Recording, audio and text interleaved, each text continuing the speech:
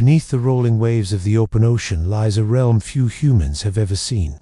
The water grows darker with each passing meter, sunlight filtering down in fragmented, ghostly shafts. Here, in the stillness where the sea's pulse slows and the world turns cold, lives one of nature's most remarkable and mysterious creatures, the octopus. Intelligent, elusive, and armed with an arsenal of skills, the octopus reigns as one of the ocean's true masters of survival.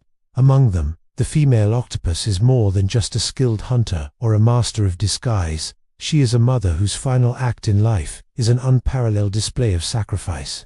In this underwater world, life is measured in moments of danger, hunger, and constant vigilance. And for a mother octopus, it all begins with a single, irreversible choice: to give life, knowing it will cost her own.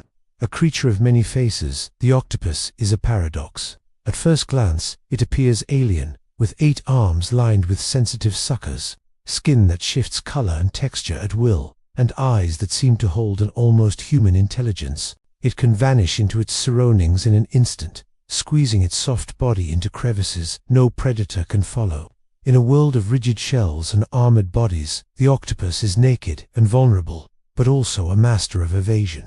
Scientists have long marveled at its adaptability. From coral reefs in tropical waters to icy ocean depths, octopuses can be found in a staggering variety of environments. They are solitary creatures, spending most of their time hidden in dens, emerging only to hunt, explore, or once in their lives to mate.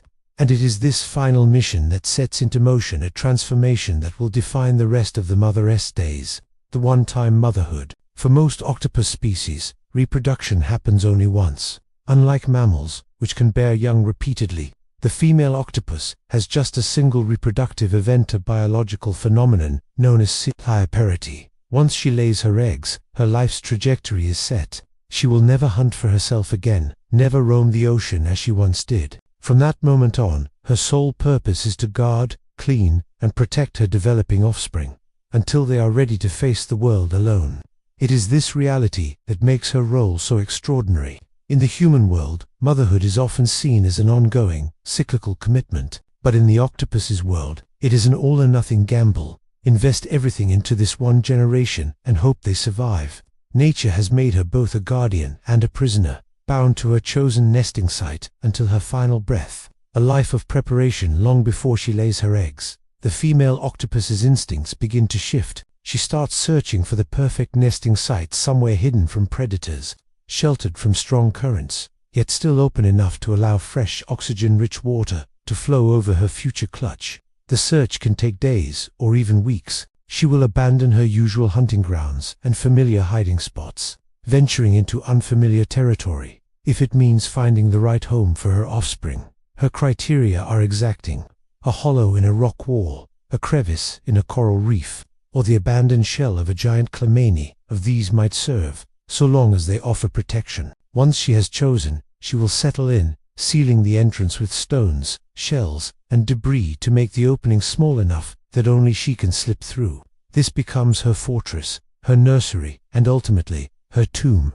The calm before the storm. Life in the deep sea is never peaceful for long. Even here, danger lurks. Predators such as moray eels, groupers, and crabs constantly patrol, searching for opportunities. But the female octopus, now poised on the brink of her greatest task, is undeterred. She knows instinctively what lies ahead. The weeks and months to come will test her endurance, her patience, and her very will to live. Her body is strong now, her skin taut with muscle, her arms powerful and precise. She has stored enough energy to survive the initial weeks without food, but she cannot replenish it once she lays her eggs. She will never leave them unattended.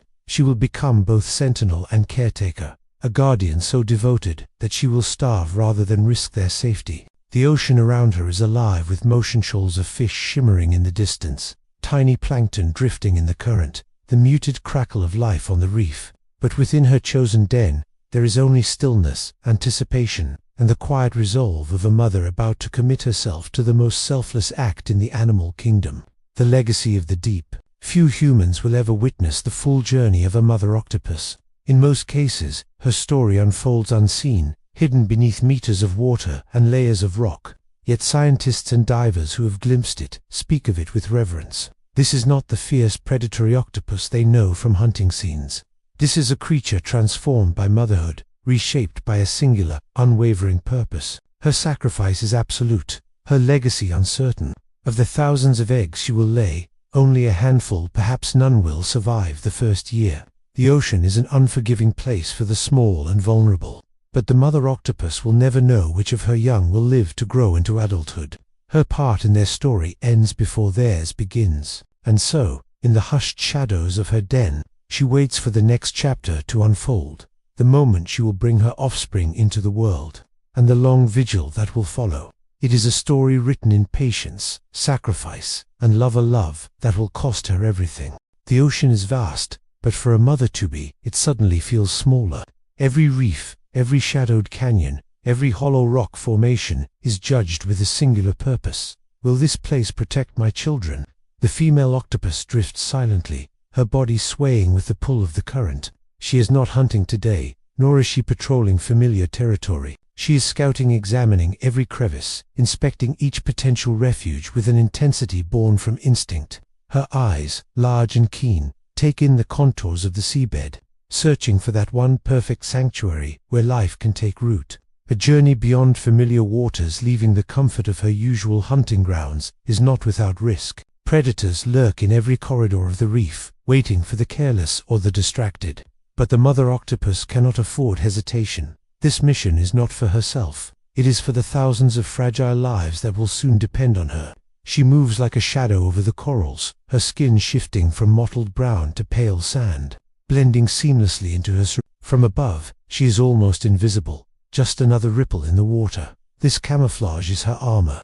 Without it, her soft, boneless body would be an easy meal. Sometimes she squeezes herself into narrow passages between rocks, her flexible body folding and elongating in ways that seem impossible. Other times, she glides above the seafloor, watching from a distance before descending to investigate. Every location is measured against an unspoken checklist: protection from predators. The entrance must be small enough for her to block with her own body.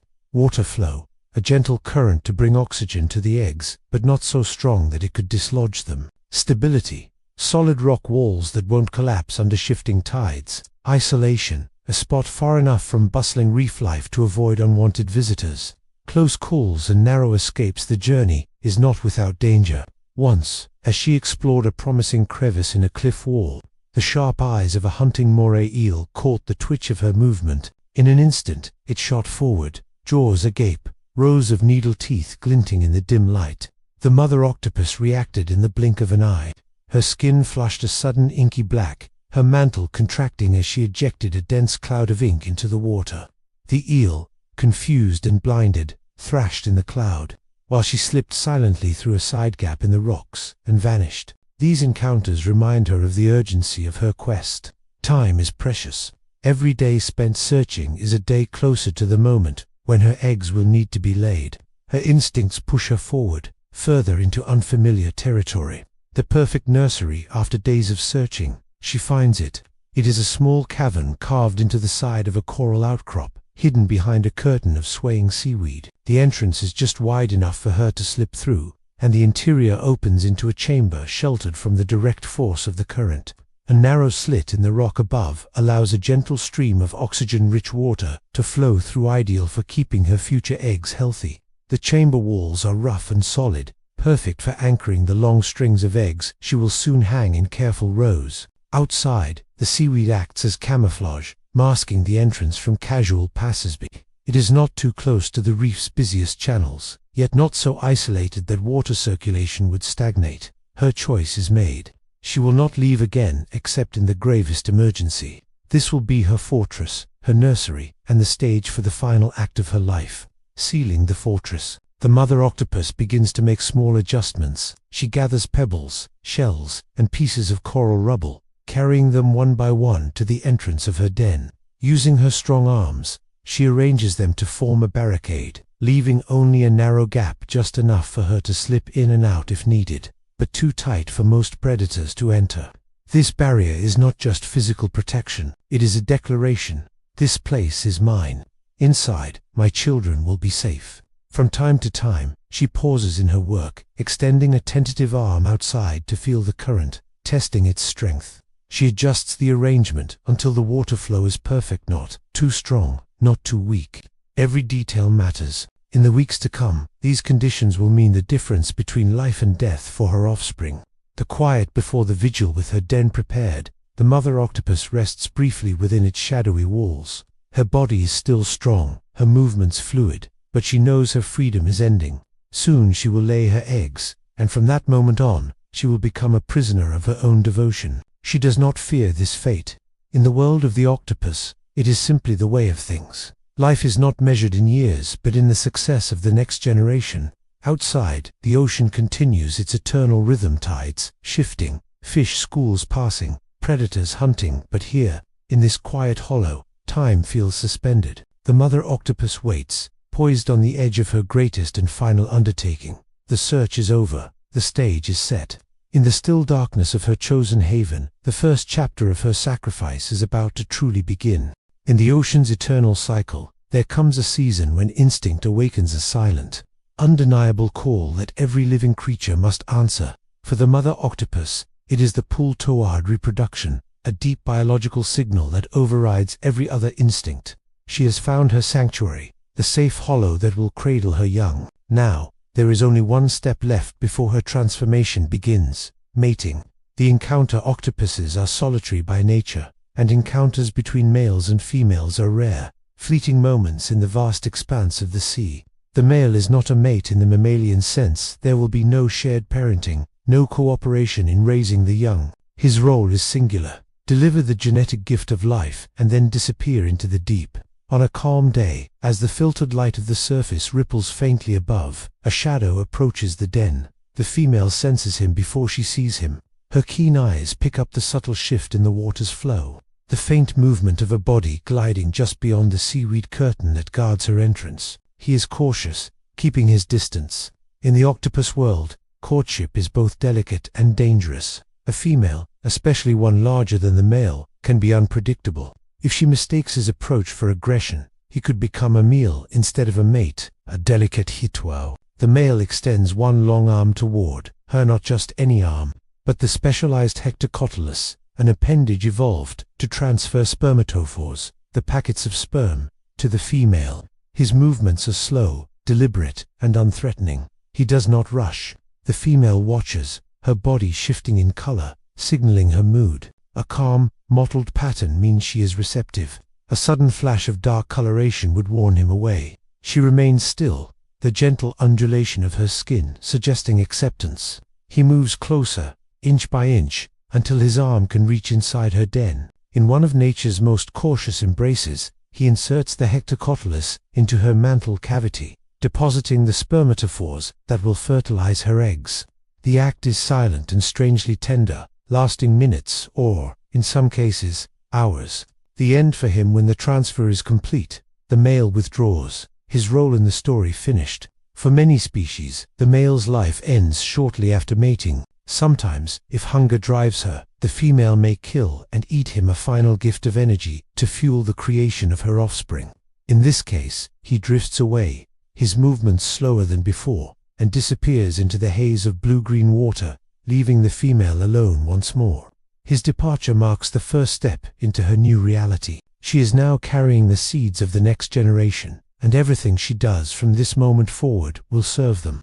The weight of the decision, the act of mating in the octopus world, is not merely reproduction, it is the acceptance of an unchangeable fate. The female knows, in the way that only instinct can teach, that this will be her one and only brood. Once the eggs are laid, she will never hunt again, never swim freely through the reef. She will become a sentinel bound to a single place, guarding her unborn children until her own body fails.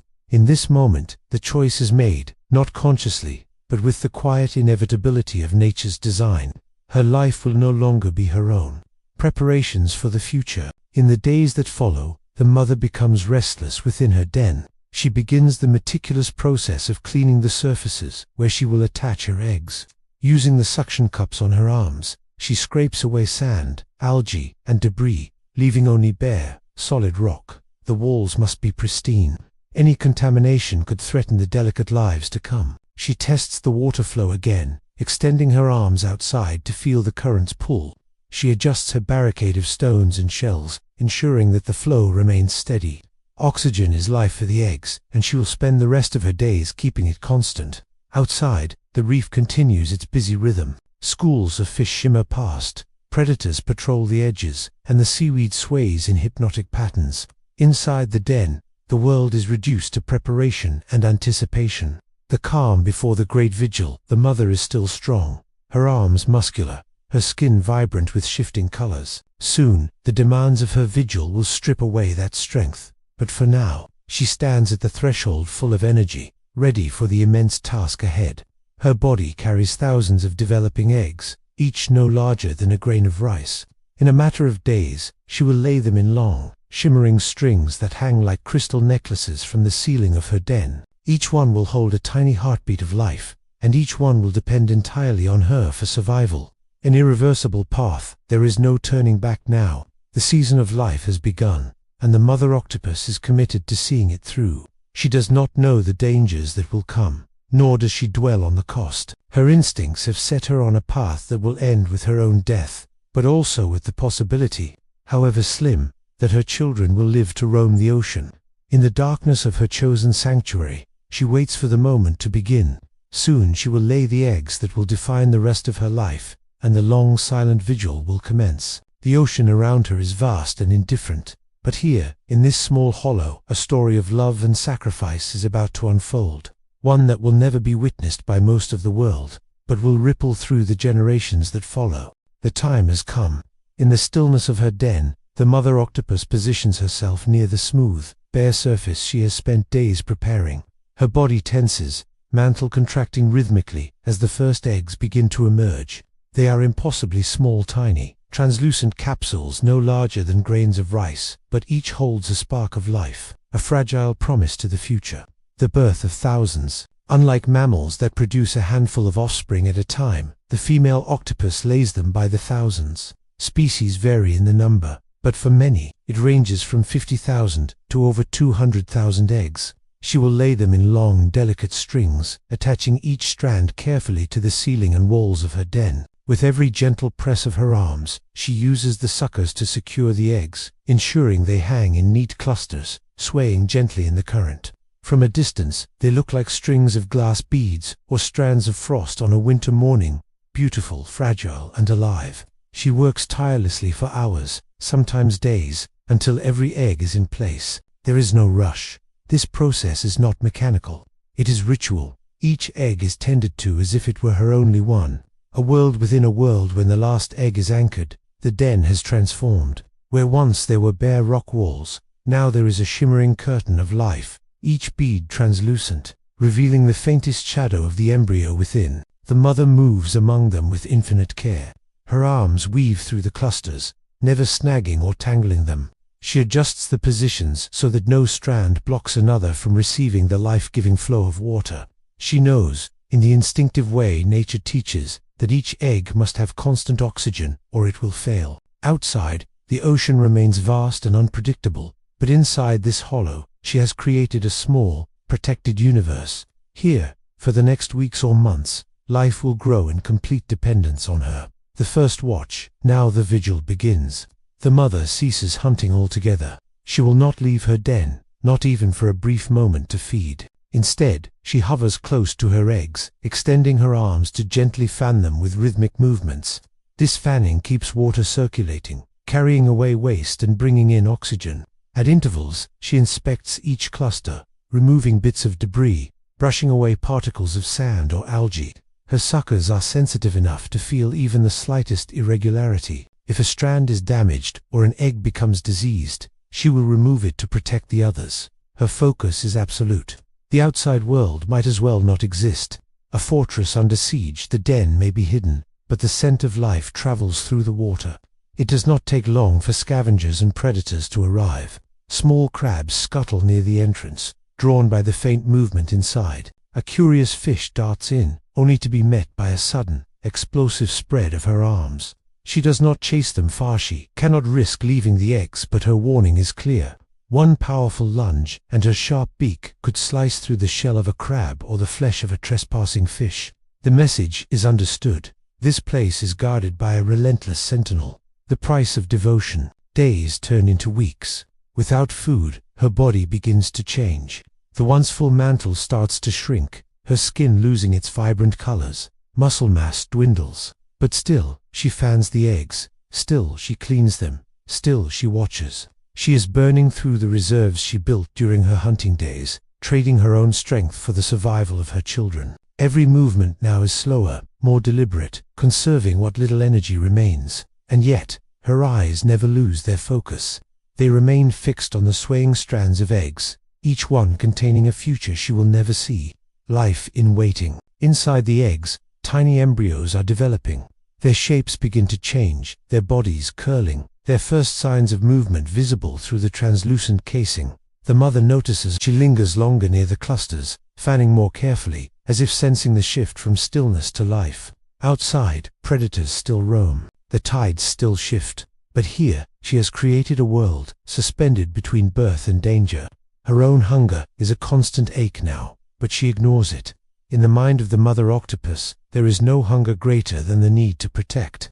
An oath without words. No creature told her to do this. No teacher guided her steps. It is written in her being, etched into her instincts. A mother's task is to give everything for her young. The shimmering beads that hang in the gentle current are more than just eggs. They are her legacy, her reason for existing, the final chapter of her life's story. And so, she waits. This is the first stage of her great sacrifice, and she will see it through to the end. The den has gone quiet. Outside, the ocean's constant hum persists, currents shifting, reef fish weaving in and out of coral, predators patrolling the shadows, but within these stone walls, there is only the soft, measured rhythm of the mother octopus's breathing and the whisper of water moving over her eggs. From the moment she laid the last cluster, she has made an unbreakable vow. She will not leave this place until her young are ready to hatch. The self-imposed imprisonment, her den, has become both sanctuary and cell. She no longer slips through the seaweed curtain to explore or hunt. The world beyond her entrance is now irrelevant, except for the dangers it may send her way. The mother positions herself where she can see both the eggs and the narrow opening of the den. Her arms curl protectively around the glistening strings of life, while two others rest against the rock floor for stability.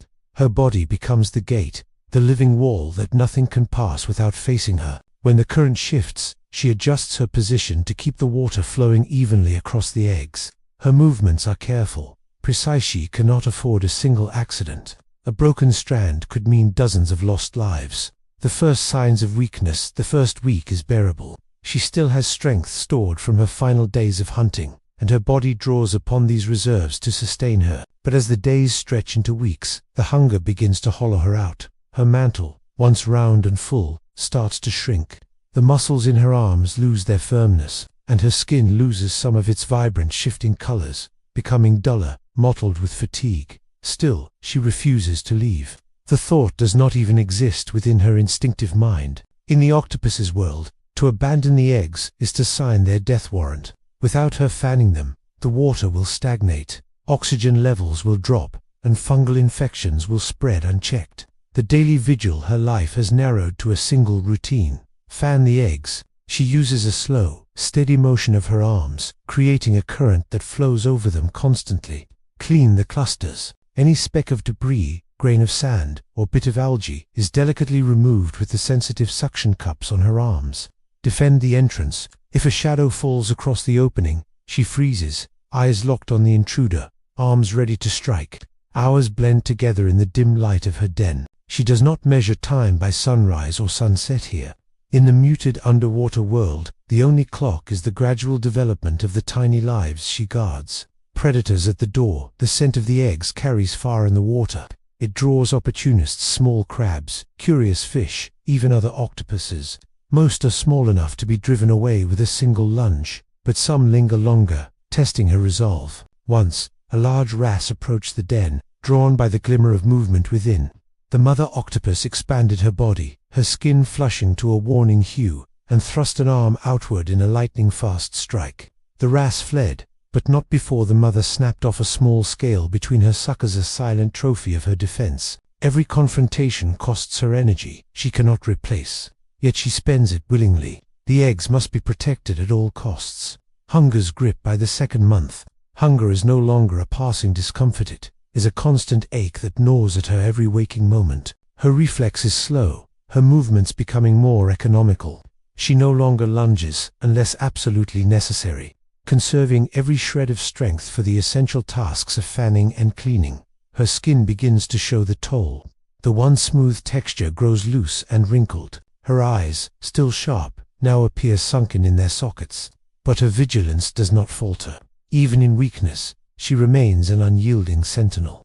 The world she has chosen, the ocean, is full of creatures that live for themselves, hunting and surviving with no thought for others. But here is something different, her life willingly given over entirely to the protection of another. The mother octopus will never again glide through open water, never again taste the thrill of the hunt. Every moment she has left belongs to her offspring, and she will not break her oath, not for food, not for safety, not for herself. A love written in instinct. Some might say her devotion is not love, but simple biology, a set of programmed behaviors etched into her DNA. But watching her, there is no mistaking the depth of her commitment. She touches each strand of eggs as though memorizing it, hovering nearby, as if her presence alone could shield them from the cruelty of the sea. In the darkness of her den, her world has become impossibly small, just her eggs, and the thin, fragile hope that they will live. She has crossed the threshold into true sacrifice, and there is no turning back. The mother's den is a sanctuary in name only. In the ocean, safety is never absoluted, is negotiated daily, minute by minute, with every creature that passes close enough to sense the life within. The scent of her eggs, faint to human senses, carries far in seawater. It is a delicate chemical signal, a whisper that says, "Here is food, rich and defenseless." She knows this because the shadows have started to come. First visitors, opportunists of the reef. It begins with the small ones. A porcelain crab approaches, legs moving in sideways rhythm, its fan-like appendages sifting the water for scraps. But the scent of protein draws it closer. It probes the barricade with one cautious claw. The mother reacts instantly. One arm whips forward, suckers gripping the crab's shell, twisting until it's wedged against the stone. A flash of her sharp beak, and the threat is gone. She doesn't eat it. The thought doesn't cross her mind.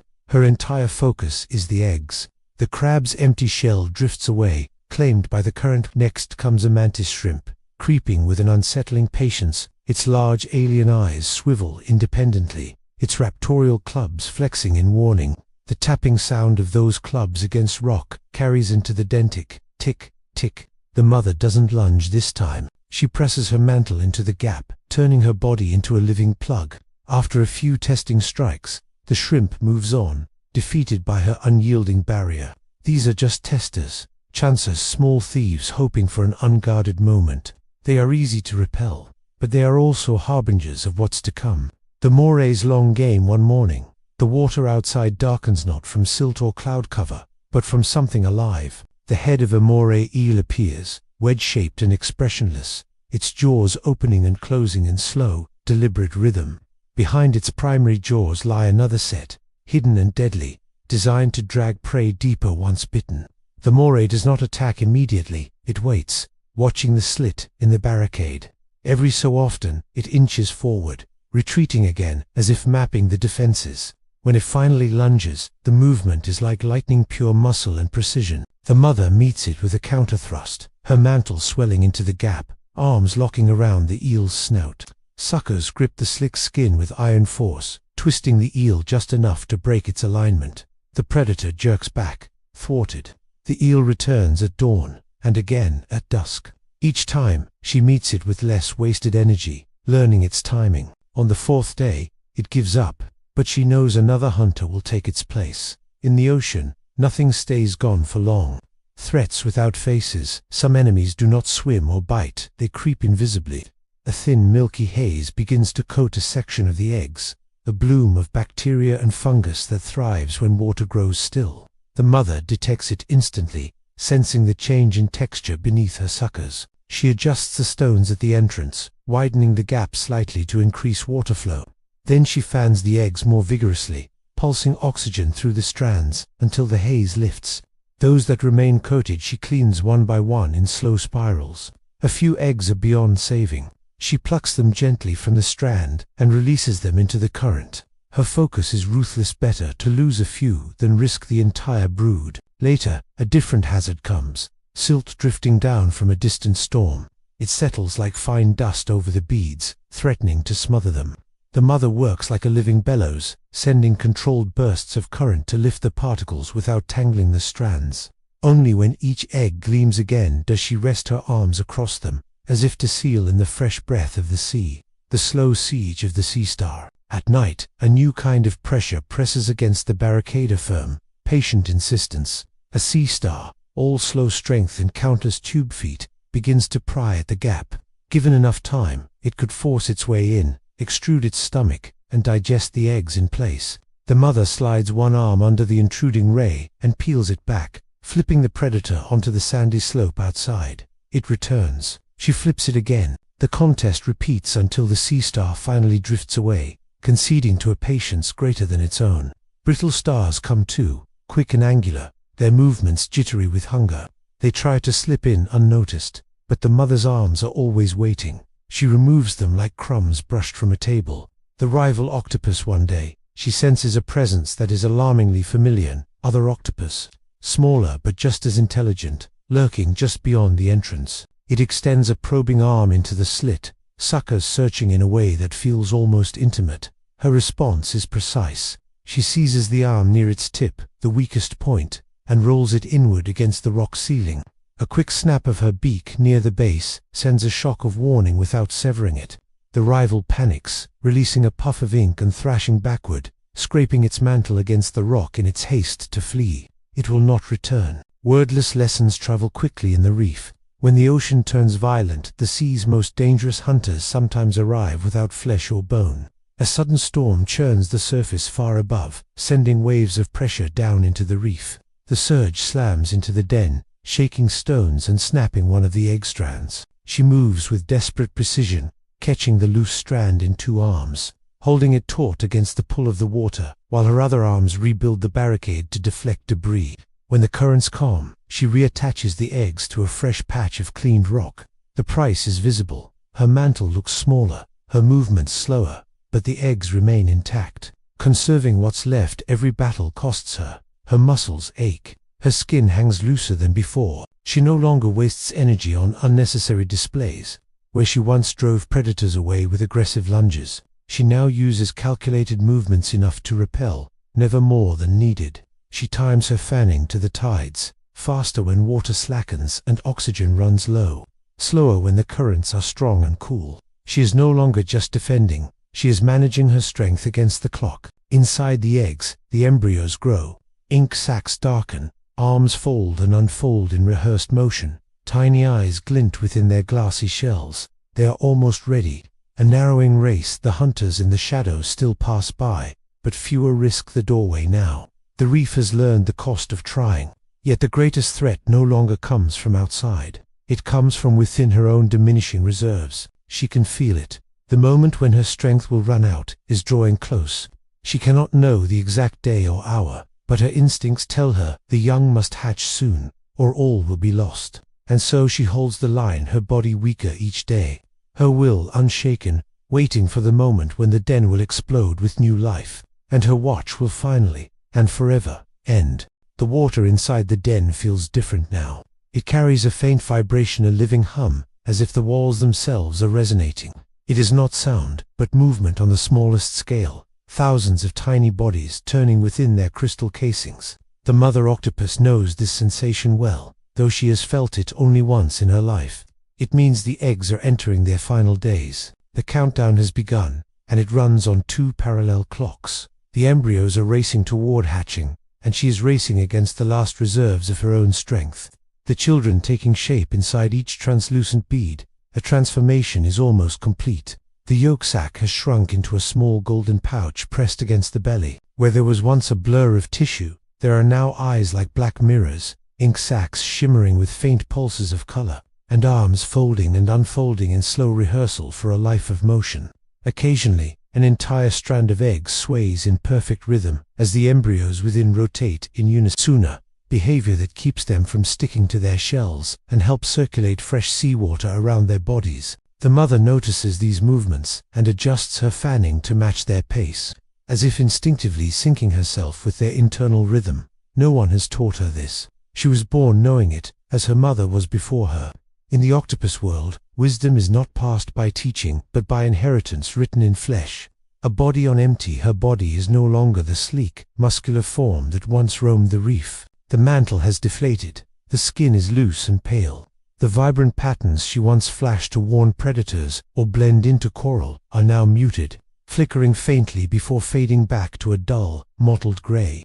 Hunger has long passed the point of a sharp ache. It is now a constant heaviness in her arms, a sluggishness in her fan strokes. She has not hunted, not fed, since the first egg was laid. Every movement is bought with the remnants of her own muscle and fat.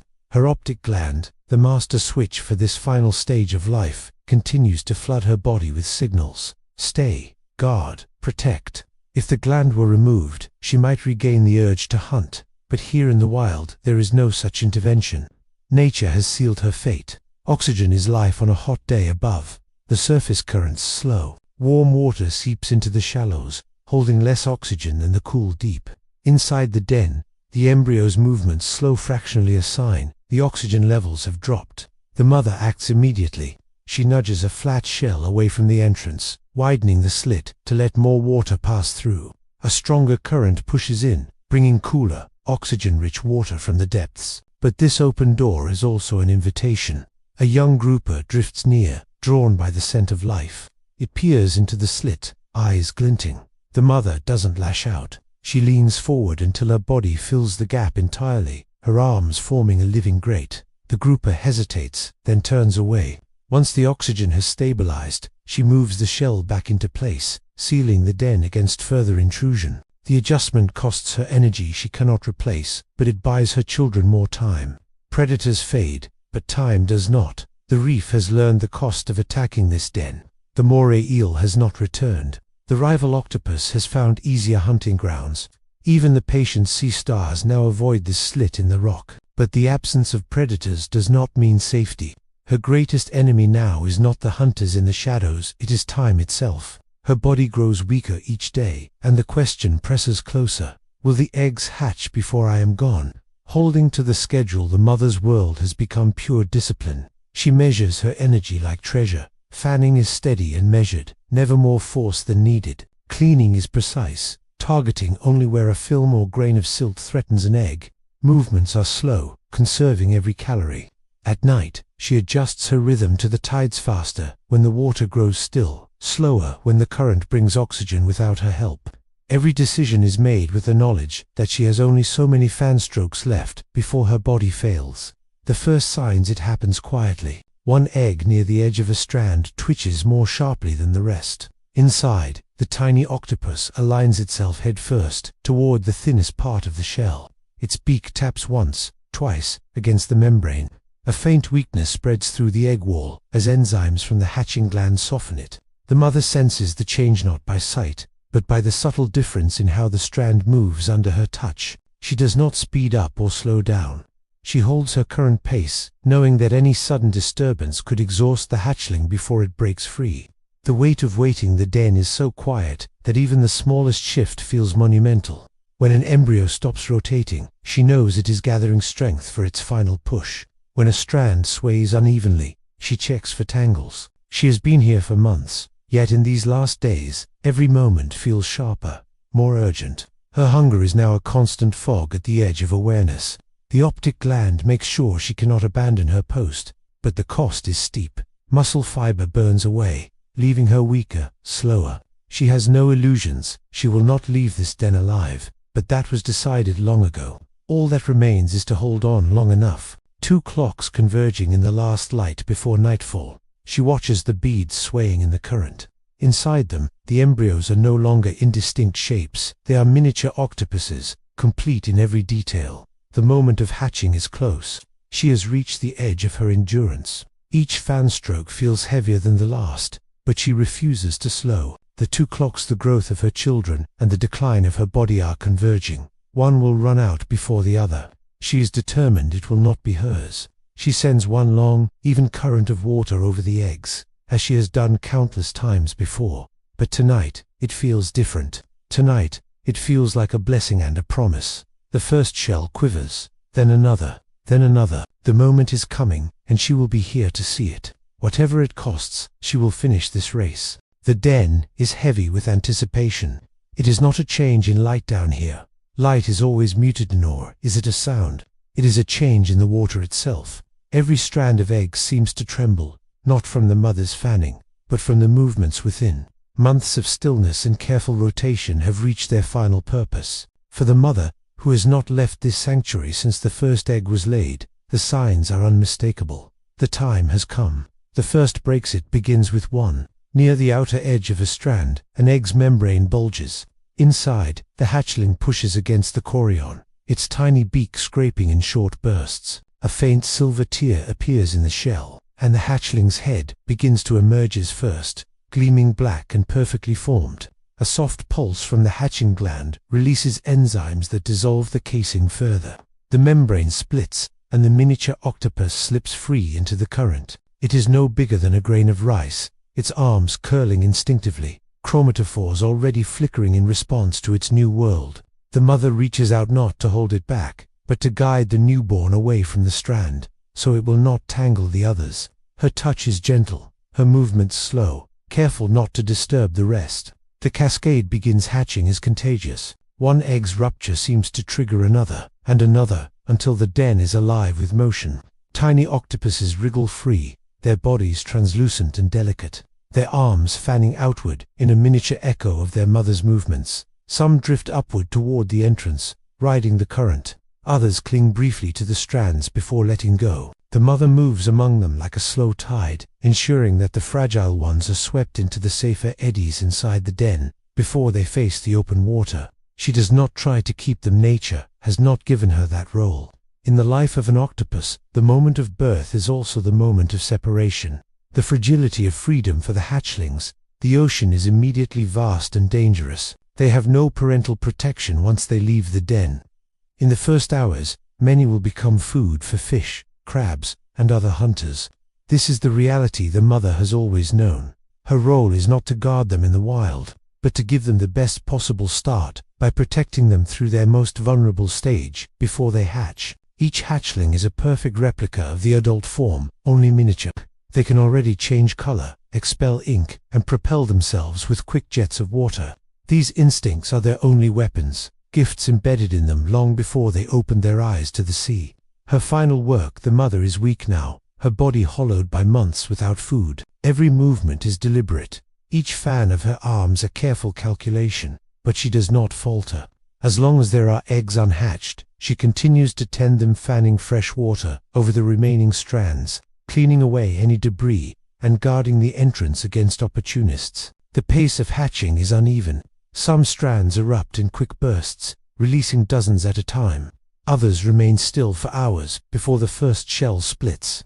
This staggered timing is a natural safeguard, ensuring that not all young enter the dangerous open water at once. Predators at the door. The scent of newly hatched young leaks into the current like a signal flare.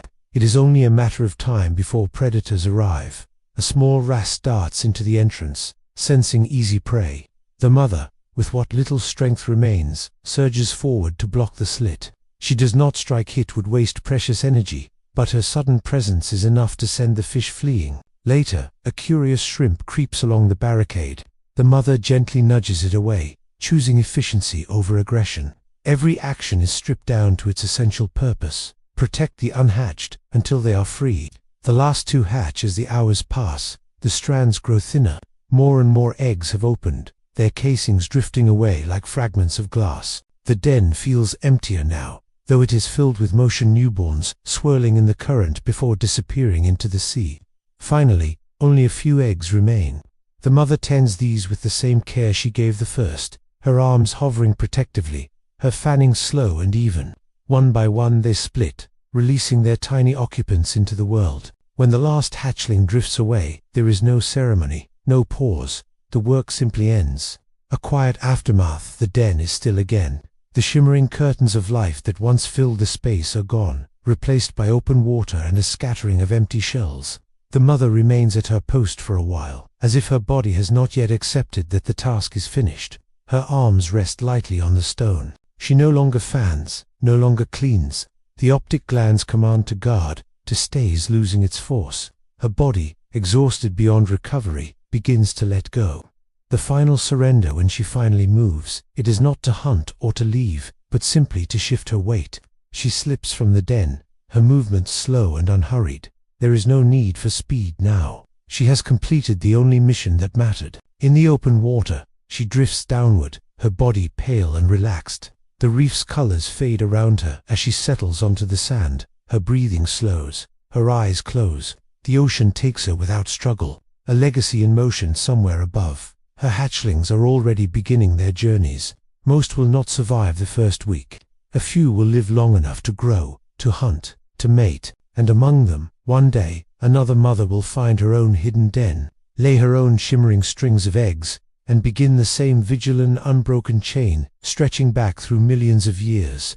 The mother octopus is gone, but her legacy drifts on the currents, alive in every pulse of tiny arms, every flicker of color in the open sea. The den is empty now. Where once thousands of shimmering beads hung in perfect rows, there is only open water and the faint trace of shells drifting out with the current.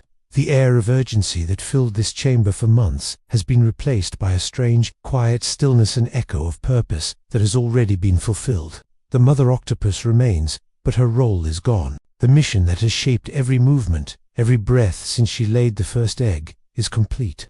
And in the wild rhythm of the ocean, when a role is finished, there is nothing left but to step aside. The last look, she lingers in the mouth of the den. Her eyes sweep the empty walls, the familiar contours of the place she has not left in months. Every stone, every crack, every strand of algae has been part of her story. Here, she faced storms, fought predators, and spent the last of her strength. Here, she guarded her children until the moment they could face the ocean alone. If she had the capacity to remember in the way humans do, perhaps she would see images of the first hatchling wriggling free, the cascade of others following, and the moment the last egg split. But memory in her world is not nostalgia, it is instinct. An instinct tells her only this: the work is done. The weight of the sea. Her body is weak beyond recovery.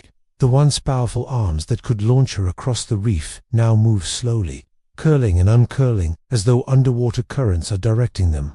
Her skin is pale, drained of the rich, shifting colors that once mirrored coral and stone. The mantle hangs loose, every contour telling the story of months without food. Hunger has become irrelevant. The same biological forces that kept her anchored to her post have begun the final act of her life, an irreversible shutdown. The optic gland, which once flooded her system with the drive to protect, now signals the body to let go. Leaving the den, for the first time since the eggs were laid, she slips beyond the narrow entrance. The movement is unhurried, almost ceremonial. She does not hug the rocks or search for shelter. She moves into open water, a place she once navigated with stealth and precision, but now meets without caution. The reef stretches around her, alive with colors and shapes she no longer reacts to. Schools of fish pass without fear. Even the small predators that might have been wary before sense no threat in her slow drift. She is no longer a hunter, no longer a defender, only a traveler on the last leg of her journey. The ocean's embrace, she settles on a patch of sand between coral heads, the grains shifting gently beneath her. Above, beams of light slice through the water in muted gold. The ocean moves around her, as it always has, currents carrying the chatter of the reef, the clicks of distant crustaceans, the low hum of life continuing as it always will. Her breathing slows. The rhythm of her siphon is steady but shallow, each intake a little lighter than the last. There is no struggle, no panic. In the world of the octopus, death is not a battle, it is simply the conclusion of a cycle. Predators return, the ocean wastes nothing. Soon, small scavengers arrive: crabs, shrimp, and tiny fish. They circle at a respectful distance, waiting. In time, they will feed, breaking her body down into nutrients that will sink into the reef's endless circulation. Even in death, she will nourish the world she inhabited. Her body will become the coral's food, the fish's sustenance, the sand's foundation. Life here does not vanish, it transforms. A legacy on the current, somewhere beyond the reef's edge. Her hatchlings are already scattered on the currents, Most will not survive, some will fall to predators within hours, others will be swept into waters too barren to sustain them, but a few, just enough, will endure. They will grow in secret, finding their own dens, learning to hunt, perfecting the art of camouflage, and in time, one of her daughters will feel the same call, the unshakable instinct to lay her own clutch of eggs and guard them until the last breath. The cycle will repeat, as it has for millions of years, unchanged, yet endlessly renewed. The quiet goodbye as the sun shifts overhead, the light through the water changes from gold to silver. The mother's eyes, still open, no longer focus. Her arms relax completely, lying loose on the sand. The currents take hold, swaying them gently like seaweed. There is no sound, no sign, no sudden movement to mark the exact moment she passes. One breath is simply followed by none. The ocean accepts her without ceremony, folding her into its vast, continuous story. In the language of the sea, if the sea had a word for love, it might be written in the way she stayed. If it had a word for sacrifice, it might be told in the long hunger she endured. And if it had a word for farewell, it would be silent, just as she is now trusting the current to carry her story where it needs to go. She will not see the ocean her children will know. She will not witness their first hunts, their first escapes, or the moment they too choose a den and surrender themselves to the next generation. But that was never the point. In the sea, survival is not about holding on forever, is about letting go at the right time. Her story ends here, but her presence drifts on.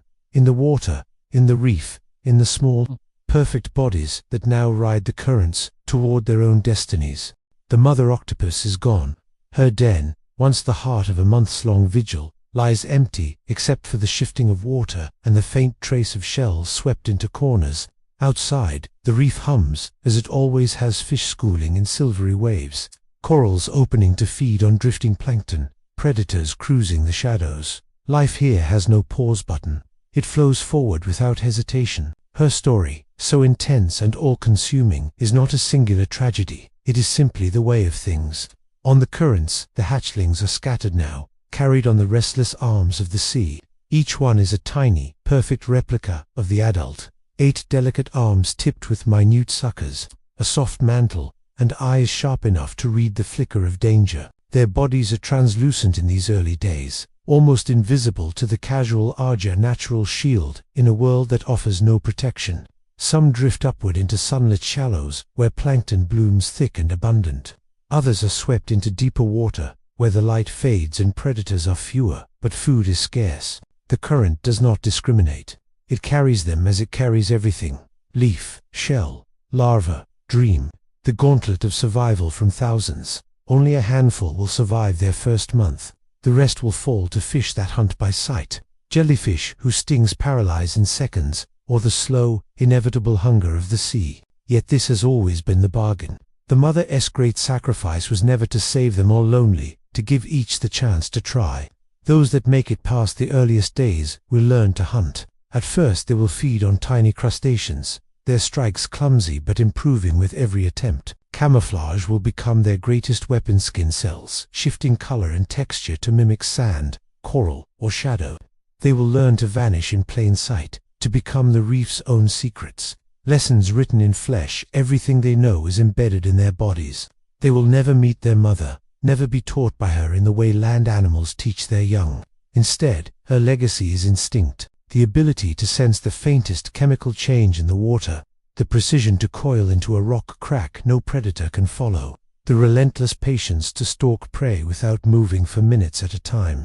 One day, a female among them will feel the shift, the same deep biological call that her mother felt. She will begin searching for a den, not knowing why her restlessness grows, only that she must find a safe place, small enough to defend, but open enough to let the current breathe through it. In her search, she will face dangers her mother once faced: lurking eels, stealthy crabs, the chance encounter with another octopus. She will find her den, clean its walls, and wait. A male will come. The cycle will begin again. The ocean remembers. The ocean does not remember individuals, but it remembers patterns. Over millions of years, this cycle has played out in every sea where octopuses live, from the icy kelp forests of the north to the warm coral reefs of the tropics. It has shaped their bodies, dictated their lifespans, and honed their instincts.